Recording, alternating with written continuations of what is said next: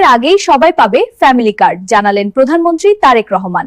আমি তারেক রহমান আপনাদেরকে family card নিয়ে কথা বলবো আজ। আপনাদের কষ্টে সবসময় আমরা আপনার পাশে থাকব। যাদের কাছে ফ্যামিলি কার্ড থাকবে তারা সবকিছু অর্ধেক দামে কিনতে পারবে। এবার দেখব জনগণ ফ্যামিলি কার্ড নিয়ে তাদের মতামত কি। আবার নতুন কার্ড আইলো, এবার কি সত্যি কি পামু না কি কে জানে।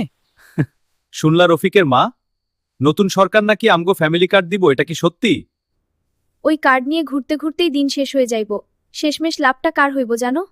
আল্লাহই জানে তারেক রহমান কি শুরু করছে। দিন শেষে বিপদে ফালাই দিব মনে হয়। এই সরকার কি চিন্তা করে নিজেও জানে না।